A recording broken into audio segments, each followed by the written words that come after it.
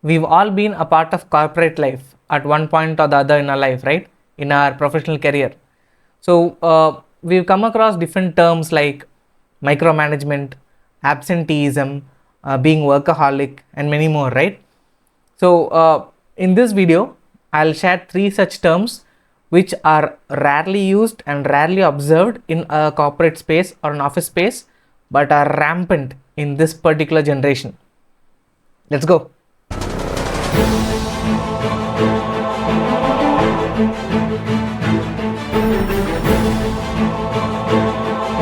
Have you noticed that a person might be highly productive, super hardworking, finishes his or her tasks on time, is exceptional in terms of time management and work management when he or she is alone, but when the same person is put in a group, the narrative changes completely, totally flips like a dosa upside down. Have you noticed it? Welcome to social loafing.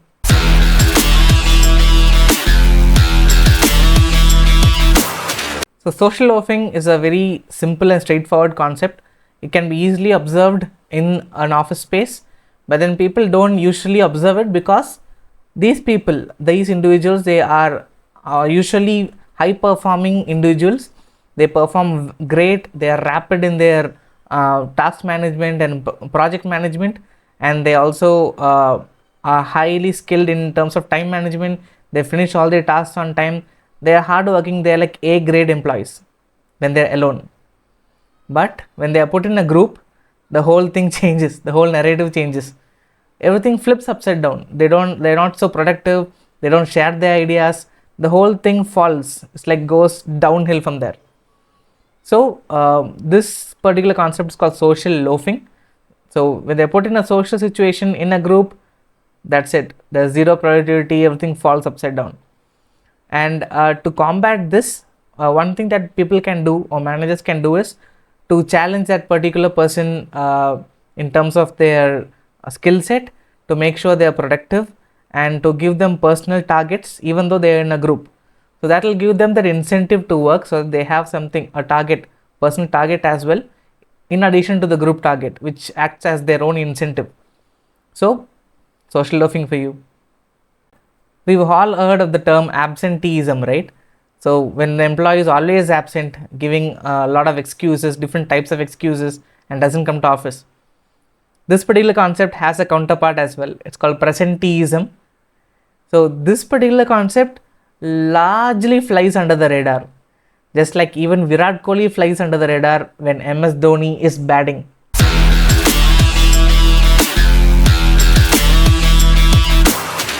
So this concept of presenteeism actually arises from a misconception. So what is that misconception? It is that even when I am ill, if I go to office and work, I'll project myself as a A-grade employee, as a hardworking employee, loyal employee, and someone who is ready to even work when that particular person is ill. So creating sympathy and empathy among managers and teammates. Well, this thought process is absolutely wrong. So this can backfire in a multiple of ways. The first way is that when I'm ill and when I'm working, my productivity falls. That is the truth, blatant truth.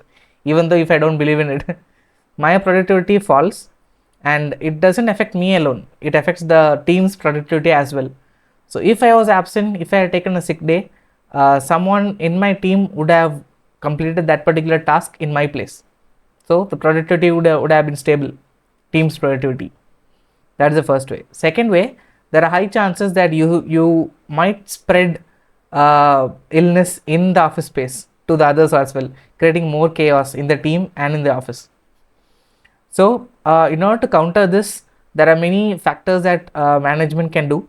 One is to encourage employee well-being, tell employees about their own well-being and train them, encourage them to take a lot of sick days if at all needed, and also create balanced or hybrid type of work arrangements when the employee is sick.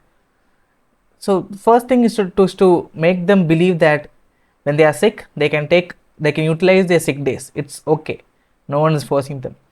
So that is the atmosphere that needs to be created for presenteeism to be abolished completely.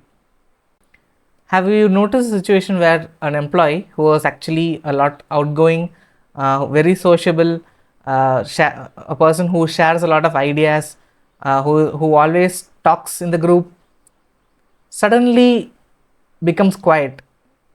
That particular person disengages from all activities that the team is doing, only does what is required, and then is always quiet. There's no additional input. That particular employee is quiet quitting, my friend.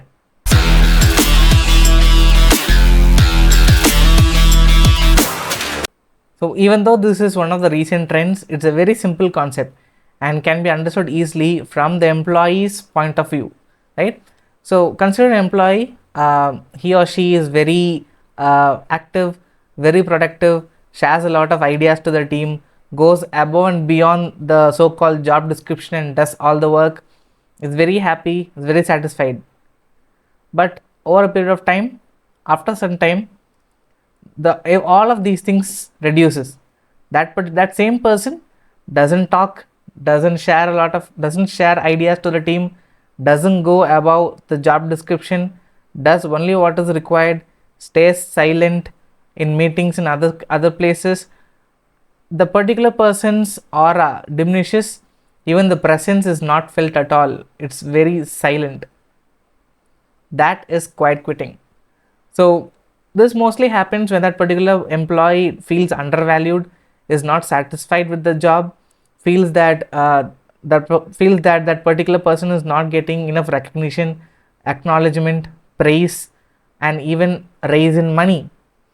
So these could be factors that push that particular employee to quiet quit.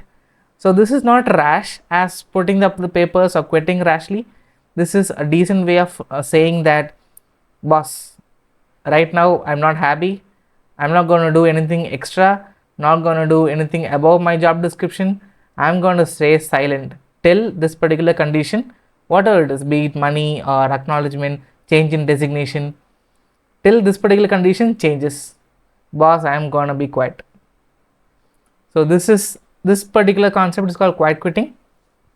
So managers or the higher upper management can tackle this by getting in touch with the employee personally, doing regular check-ins, understanding the employee from that particular employee's point of view, understanding what they need. Some employees vary, right? Some may need acknowledgement, some may need designation change, some may need money. So whatever that employee needs, if the employee is fit for it, do it, give it to that person. Otherwise you lose an employee by quiet quitting. So this is a concept which is rapid in the current generation. So this is what people do when they're not satisfied right now, and don't expect people to just put a paper or come and openly tell you, boss, I'm quitting. It's not going to happen that easily, because this particular quiet quitting is the current trend. So employers, please take care. Employers, please take care of your employees. So these are just three concepts that are rampant in the current scenario, in the current generation, but are very rarely observed by people in the management's roles. So there can be more as well in the current generation, and in the future there surely will be more, because as the professional space or the office space evolves and changes, such changes in behavior in employees is inevitable.